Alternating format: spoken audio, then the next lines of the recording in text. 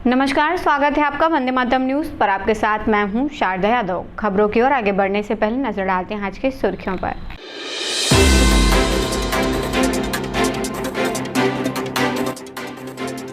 स्वास्थ्य कर्मियों ने सीएमएचओ कार्यालय पहुंचकर सौंपा इस्तीफा।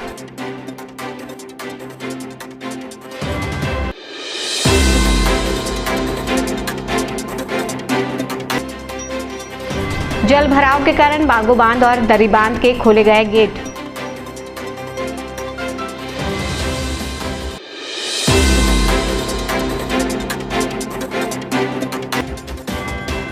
जिले में भारी बारिश के कारण कई बस्तियां हुई जलमग्न।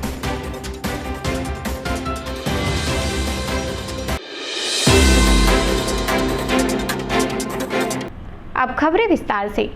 छत्तीसगढ़ प्रदेश एनएचएम कर्मचारी संघ अपनी 10 सूत्रीय मांगों को लेकर अनिश्चितकालीन हड़ताल पर हैं। इसी क्रम में हड़ताल कर रहे स्वास्थ्य कर्मियों ने सीएमएचओ कार्यालय पहुंचकर सामूहिक रूप से अपना इस्तीफा सौंपा। संघ के पदाधिकारियों ने बताया कि अन्य जिलों में हड़ताल कर रहे 25 संविदा स्वास्थ्य कर्मियों को बर्खास्त कर दिया गया है। इसके विरोध में कोरबा जिले के लगभग 700 स्वास्थ्य कर्मियों ने एकजुट होकर सामूहिक इस्तीफा दिया है। कर्मचारियों का कहना है कि जब तक उनकी मांगें पूरी नहीं होती, हड़ताल आगे भी जारी रहेगी।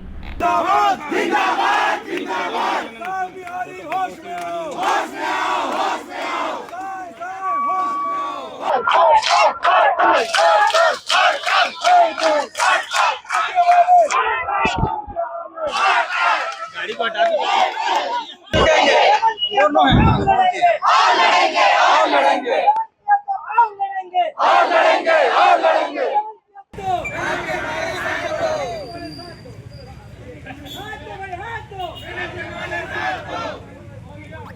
देखिए, कल सरकार ने हमसे ये कहा था कि वो आज 11 बजे सीएम शायद ही मिलेंगे और हमारे सभी मांगों के ऊपर निर्णय लेंगे, परंतु वैसा ना करते हुए उन्होंने रात में अचानक से 25 जो हमारे जो प्रांताध्यक्ष हैं और प्रांत के जितने टीम हैं उनके अगेंस्ट उन्होंने लेटर जो किया है सेवा समाप्ति का, उसके अगेंस्ट में आज हम सब ने 750 जितने हमारे एनएचएम के लोग हैं कोरबा जिला में, सभी ने सामूहिक इस्तीफा दिया है। देखिए, ये जो राज्य सरकार बोल रही है ये बात भी गलत है। जैसा कि आज हमारे पास एक लेटर आया है जो हमारे बिलासपुर के एक बीएमई ने आरटीआई लगाया था दिल्ली में, तो उस आरटीआई का जवाब आया है। उस जवाब में यह स्पष्ट है कि रेगुलराइजेशन और स्टेट के जितने भी मैटर्स हैं जो स्वास्थ्य विभाग के हैं वो स्टेट का ही मैटर है, तो उनको जो करना है यहीं से होगा। जी, कल रात को प्रशासन के द्वारा दमनकारी नीति अपनाते हुए हमारे कुछ संविदा भाइयों का दूसरे जिले के कोरबा जिले में अभी तक वो नहीं किया गया है, कुछ जिलों में और प्रांतीय टीम के साथ 25 लोगों को बर्खास्त किया गया है। 25 लोगों को बर्खास्तगी की नोटिस दी गई है।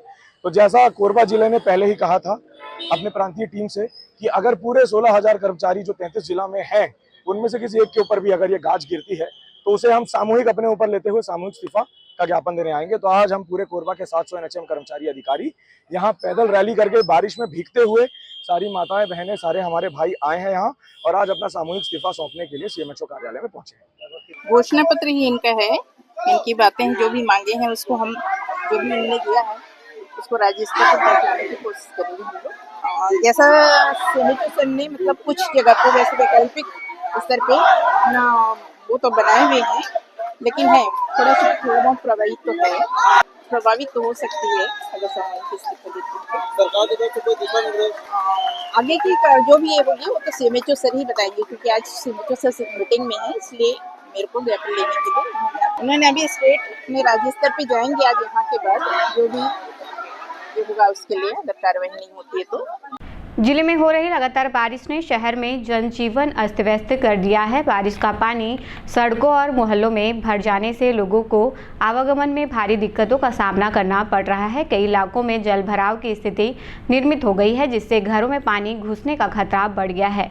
वाहनों की आवाजाही बाधित हो रही है और पैदल चलने वाले राहगीरों को भी मुसीबतों का सामना करना पड़ रहा है।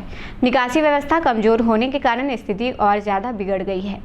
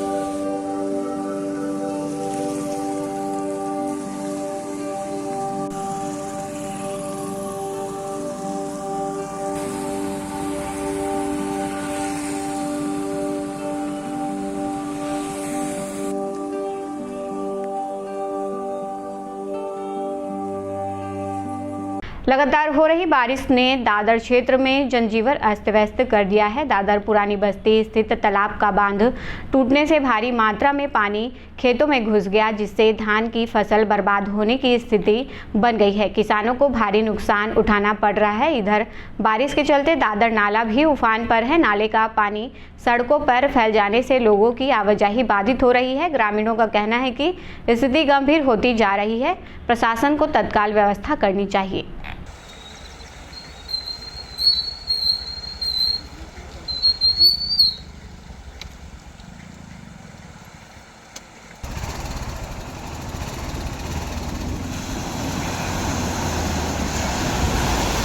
मिनीमाता बांगो बांध में लगभग 89.55% जल भराव हो चुका है। बांध में लगातार वर्षा के चलते जल स्तर तेजी से बढ़ रहा है। इस कारण जल संसाधन विभाग ने चेतावनी जारी करते हुए बांगो बांध के 4 गेट खोले हैं। अधिकारियों का कहना है कि जल स्तर खतरे के निशान पर पहुंच चुका है। सभी लोगों को सतर्क रहने की अपील की गई है। साथ ही दरी डैम के 2 गेट खोले गए हैं। बांध से पानी छोड़े जाने पर नदी किनारे बसे गांवों और निचले इलाकों में बाढ़ की स्थिति उत्पन्न हो सकती है।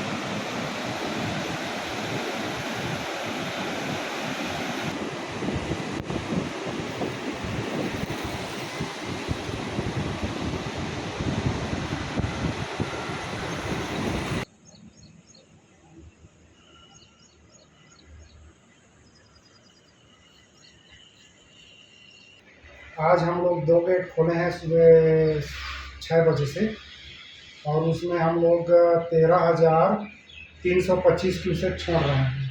ये बांगो डैम से 72 घंटे जनरेशन चला रहे हैं और तान नदी से आ रहे हैं। 7 नंबर को हम लोग 8 फीट खोले हैं और 12 नंबर को 5 फीट। जिले में हो रही लगातार बारिश से लोगों की परेशानी बढ़ रही है। सतरंगा मार्ग से गरुड़पोड़ा मार्ग पर गुरुवार की सुबह बड़ा हादसा टल गया। पहाड़ से चट्टानों का एक बड़ा हिस्सा टूटकर सड़क पर आ गिरा, जिससे पूरा मार्ग अवरुद्ध हो गया। सड़क पर भारी मात्रा में मलबा जमा हो गया और मार्ग पूरी तरह से बंद हो गया। ग्रामीणों ने बताया कि यह क्षेत्र का मुख्य संपर्क मार्ग है, जहां से रोजाना बड़ी संख्या में ग्रामीणों का आवागमन होता है। इसके अलावा यह क्षेत्र पर्यटकों के लिए भी आकर्षण का केंद्र है, जहां हर रोज सैकड़ों पर्यटक घूमने फिरने पहुंचते हैं। ऐसे में सड़क बंद होने से लोगों को काफ़ी असुविधा का सामना करना पड़ रहा है।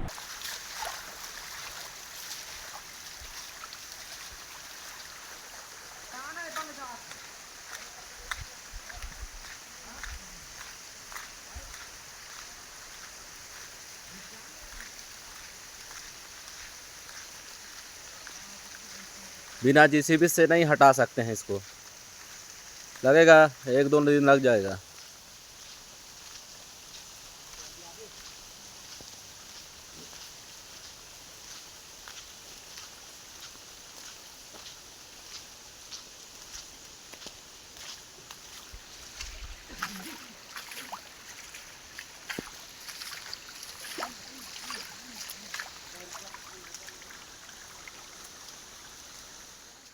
शहर में लगातार हो रही बारिश से वार्ड क्रमांक 14 चिमनी भट्टा की निचली बस्ती में हालात बिगड़ गए हैं। रात भर की तेज बरसात से बस्ती में घरों के अंदर लगभग 4 फीट तक पानी भर गया है, जिससे लोग बेहद परेशान हैं। स्थानीय निवासियों ने बताया कि पानी घुसने से घरों का सामान खराब हो रहा है और बच्चों व बुजुर्गों को काफ़ी दिक्कतों का सामना करना पड़ रहा है। लोगों ने प्रशासन से जल्द राहत कार्य शुरू करने और जल निकासी की उचित व्यवस्था की मांग की है।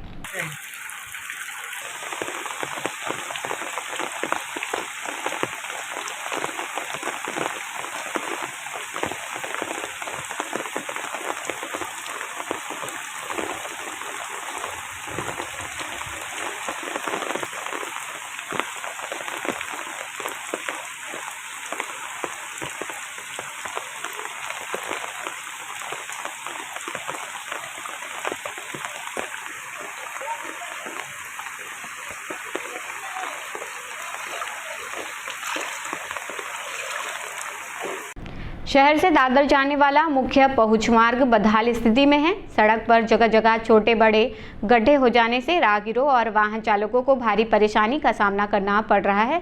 स्थानीय लोगों का कहना है कि इस मार्ग से प्रतिदिन बड़ी संख्या में लोग आवागमन करते हैं, लेकिन सड़क की खराब हालत के कारण आए दिन वाहन खराब हो रहे हैं और दुर्घटना की आशंका बनी रहती है।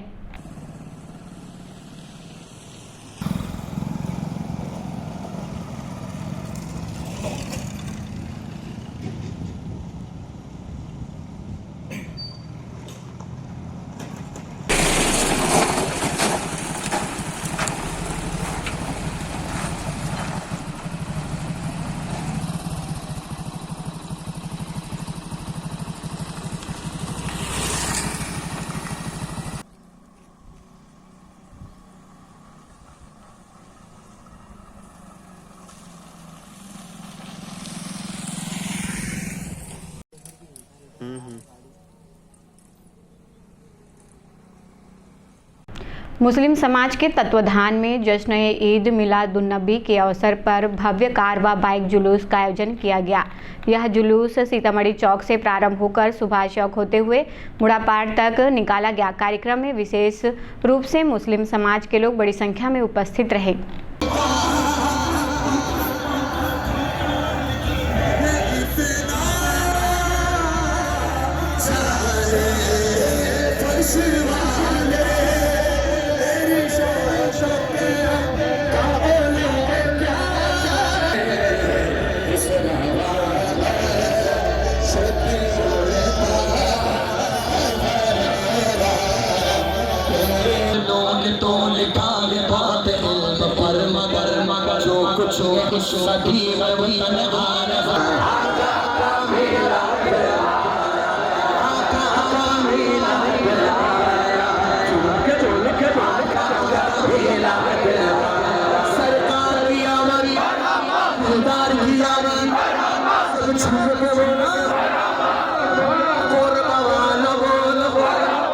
अब वक्त तो चला है हमारे खास और ज्ञानवर्धक कार्यक्रम बूझो तो जाने का। यहाँ आम जनता से जुड़ने का हमारा प्रयास है, जिसमें हर क्षेत्र से सवाल पूछे जाएंगे और सही जवाब देने वालों को दिया जाएगा आकर्षक उपहार।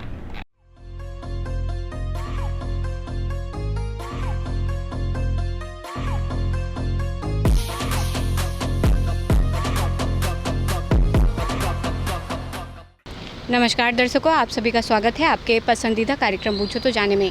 आज का हमारा सवाल है कि भारत का पहला आम चुनाव कब हुआ था। आज के हमारे विजेता को दिया जाएगा फिजिक्स वाला कोचिंग इंस्टीट्यूट की ओर से आकर्षक उपहार। तो आइए चलते हैं दर्शकों के बीच और जानते हैं आज के सवाल का जवाब। भारत में पहला आम चुनाव कब हुआ था? कोई बात नहीं, ओके ठीक है, थैंक यू। भारत में पहला आम चुनाव कब हुआ था? मेरे को पता नहीं दीदी। कोई बात नहीं, आप बताएंगे सर? मेरे को पता नहीं है। कोई बात नहीं, आप कोरबा वासियों को मैसेज देना चाहेंगे? जी बताइए। कोरबावासी को ही आदेश देना चाहता हूँ कि हम लोग का चुनाव हुआ, उसके पहले हमारे कोई भी कार्य ठीक से नहीं हो पा रहा था। अब कुछ हम लोग को संशोधन हुआ है और बहुत आगे तक जा रहे हैं आपके माध्यम से, और ये पब्लिक और हम सब समझें सब चीज़ को। भाई इतना बोलना चाहता हूँ उसके बारे में। धन्यवाद सर। भारत का पहला आम चुनाव कब हुआ था? आपको पता है सर? नहीं, इसके बारे में जानकारी नहीं है मैम। कोई बात नहीं, आप कोरबा वासियों को कोई मैसेज देना चाहेंगे? बस यही कहना चाहूँगा, ये जो सड़कों में दुर्घटनाएं होती है उसमें बच्चे थोड़ा धीरे चलाएं, और उन गार्जियन से भी मैं बोलना चाहूँगा कि गाड़ी दे रहे हैं बच्चों को ना, तो थोड़ा देखें कि उसका उपयोग कैसे कर रहे हैं, है ना। इस रोड पे अपन देखते हैं डेली कोई ना कोई किसी न किसी को दुर्घटना होती है, चाहे हाईवे पे हो चाहे कोई गली मोहल्ले में हो। थोड़ा इस चीज़ का ध्यान रखें कि बच्चे कर क्या रहे हैं। बस मैं इतना ही कहना चाहूँगा। धन्यवाद सर। भारत में पहला आम चुनाव कब हुआ था? सॉरी नहीं मैं मेरे को। कोई बात नहीं, आप कोरबा वासियों को मैसेज देना चाहोगे या अपने दोस्तों को? मैं अपने दोस्तों को यही मैसेज दूंगा कि लोग अच्छे रहें, स्वस्थ रहें और पढ़ाई करने जाएं। बिल्कुल बिल्कुल, थैंक यू। भारत में पहला आम चुनाव कब हुआ था? मैम सॉरी, कोई बात नहीं, कोई बात नहीं। आप कोरबा वासियों को मैसेज देना चाहेंगे? मैं बोलता हूँ हमारे यहाँ जो भी है सब अच्छे से रहें और बस और कुछ नहीं। तो धन्यवाद। भारत का पहला आम चुनाव कब हुआ था? ये तो नहीं पता। कोई बात नहीं। आप कोरबा वासियों को मैसेज देना चाहेंगे? जी क्या? कोरबा वासियों को मैसेज देना चाहेंगे? कोरबा वासियों को पढ़ाई पे ध्यान दो और शहर को साफ रखो। कोरबा नाम का ही शहर नहीं है, ध्यान रखना पड़ेगा। यहाँ के नेता लोगों को आवाज़ उठाना पड़ेगा। Thank you. भारत का पहला आम चुनाव कब हुआ था? भारत का पहला आम चुनाव इतना नॉलेज नहीं है फिलहाल, अभी मतलब जान नहीं पा रहा उतना मैं। बिल्कुल कोई बात नहीं। आप कोरबा वासियों को मैसेज देना चाहेंगे? हाँ, मतलब मेन मैसेज तो वही है कि सफाई पे ध्यान रखना है और मतलब अपने प्रति जो जिम्मेदारी उनको निभाएं, जो कि ज़रूरी भी है। धन्यवाद। भारत में पहला आम चुनाव कब हुआ था? नहीं पता, याद मेरे को। ठीक, कोई बात नहीं। आप कोरबा वासियों को मैसेज देना चाहेंगे? साफ सुथरा रखें थोड़ा शहर को तो अच्छा लगेगा, बहुत गंदगी। धन्यवाद। हाँ, भारत का पहला आम चुनाव कब हुआ था? 1951। बिल्कुल सही जवाब दिया है आपने। आपका नाम क्या है? विवेक मेहता। आपको दिया जाता है फिजिक्स वाला कोचिंग इंस्टीट्यूट की ओर से आकर्षक उपहार। कैसा लग रहा है जीत के? बहुत अच्छा लग रहा है। कोरबा वासियों को मैसेज देना चाहोगे? कोरबा वासियों को मेरा मैसेज है कि फिज़िक्स वाला इंस्टीट्यूट अगर हमारे डिस्ट्रिक्ट में है तो ये हमारे लिए बहुत लक की बात है और हमें ज़रूर से ज़रूर ज्वाइन करना चाहिए। Thank you. आज का हमारा सवाल था कि भारत में पहला आम चुनाव कब हुआ था, जिसका सही जवाब है 1952 में। आज के हमारे विजेता रहे हैं विवेक, जिन्हें दिया गया है फिजिक्स वाला कोचिंग इंस्टीट्यूट की ओर से आकर्षक उपहार। तो आज के लिए बस इतना ही। कल फिर मिलते हैं एक नया सवाल और जवाब के साथ। बन रहे वंदे मातरम न्यूज़ के साथ। तब तक के लिए नमस्कार। खबरों का सिलसिला यूं ही जारी रहेगा। देखते रहिए वंदे मातरम न्यूज़। मिलते हैं अगले बुलेटिन में। तब तक के लिए नमस्कार।